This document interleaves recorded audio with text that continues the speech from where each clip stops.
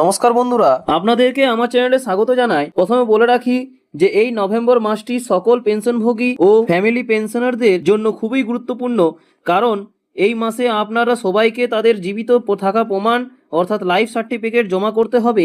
Life certificate জমা না করলে পরবর্তীতে পেনশন বন্ধের ঝুঁকি থাকে। 2025 সালে লাইফ সার্টিফিকেট জমার নিয়মে কিছু পরিবর্তন এসেছে, তাই আজকে সহজ ভাষায় পুরো প্রক্রিয়াটি আমি দেখাবো, যাতে আপনি নীরবে ঘাবড়ে না যান আর ঠিক মতো ফর্ম ফিল আপ করতে পারেন এবং ফর্মটা কিভাবে ভরবেন। প্রথমেই বলি, লাইফ সার্টিফিকেট জমানোর এখন 3টা নিয়মিত উপায় আছে। একটিতে আপনাকে ব্যাংকে গিয়ে ফিজিক্যালি উপস্থিত থাকতে হবে, আরেকটিতে আপনি অনলাইন সেন্টারে গিয়ে জীবন প্রমাণ অ্যাপ ব্যবহার করে ফিঙ্গারপ্রিন্ট ও যাচাই করে জমা করতে পারবেন। আর সবচেয়ে সহজ উপায় যে বাড়িতে বসে মোবাইল ব্যবহার করে ফেস অথেন্টিকেশনের মাধ্যমে জমা করা, ঠিক আছে। আর আজকের এই ভিডিওতে আমি মূলত ব্যাংকে গিয়ে কিভাবে লাইফ সার্টিফিকেট জমাবেন সেটা ধাপে ধাপে দেখাবো। পরের 2 ভিডিওতে আমি জীবন প্রমাণ অ্যাপ এবং মোবাইল ফেস অথেন্টিকেশন দেখাবো লাইভ। চলুন ব্যাংকে গেলে যে ফর্মটি পাবেন সেটার ওপর আমরা নজর দিই। ফর্মের ওপরের অংশে প্রথমেই ব্যাংকের নাম লিখতে হবে যেখানে আপনার পেনশন আসে, উদাহরণস্বরূপ স্টেট ব্যাংক অফ ইন্ডিয়া।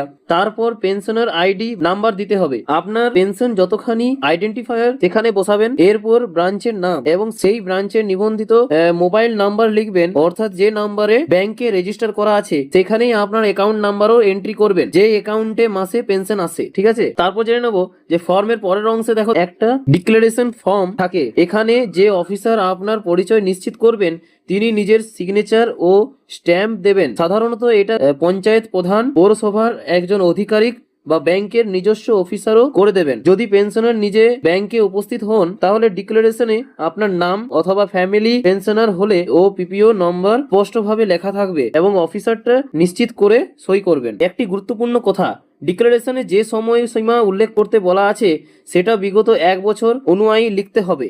উদাহরণস্বরূপ যদি আপনি নভেম্বর 2025 এ জমা দিচ্ছেন তাহলে সময়সীমা হবে নভেম্বর 2024 থেকে অক্টোবর 2025। অনেকে ভুল করে সেটা আগামী 1 বছর হিসাবে লেখে, সেটা করবেন না। এছাড়া যদি আপনি পেনশনের সঙ্গে অন্য কোনো কাজ বা চাকরি করে থাকেন তা ডিক্লেয়ার করতে বলা আছে। সাধারণত অধিকাংশ পেনশনারদের ক্ষেত্রে এটা প্রযোজ্য হয় না, তাই সেটি খালি রাখলে চলবে যদি সত্যি না থাকে। যদি আপনি ফ্যামিলি পেনশনার হন, ধরুন আপনি বিধবা বা কন্যা হিসাবে পেনশন পাচ্ছেন, তাহলে আপনাকে অ্যাগনেচার 7 ফাইলও ভরাট করতে হবে। সেখানে গত 1 বছরে বিবাহ বা পুনর্বিবাহ না হওয়ার ডিক্লারেশন দিতে হয়। সঠিক তারিখ লিখে সই ও বাম থাম ইমপ্রেশন দিতে হয়। যেখানে সিগনেচার বা লেফট থাম ইমপ্রেশন চাইবে সেখানে আপনার স্বাক্ষর না থাকলে বাম হাতের বৃদ্ধ আঙ্গুলের ছাপ দিয়ে দিন। এবং শেষে ব্যাংকের অফিসার বা আধিকারিক যে কয়টি ক্ষেত্রে সিল ও সই করবে তা আপনি দেখে রাখুন। সাধারণত ভাবে ব্যাংক ম্যানেজার বা নির্ধারিত অফিসার আপনাকে স্ট্যাম্প দিয়ে জানিয়ে দেবেন যে আপনার লাইফ সার্টিফিকেট গ্রহণ করা হয়েছে। এরপর আর আপনাকে কিছু করার নেই। বন্ধুরা, এই ছিল ব্যাংকে গিয়ে অফলাইনে লাইফ সার্টিফিকেট জমানোর সরল প্রক্রিয়া। কোন ঘরগুলি পূরণ করতে হবে ও কোনগুলিতে অফিসারের সই লাগবে এবং যে ভুলগুলো বেশি হয় যেমন সময়সীমা, তারিখ, ঠিক আছে, সেগুলো কিভাবে এড়াবেন।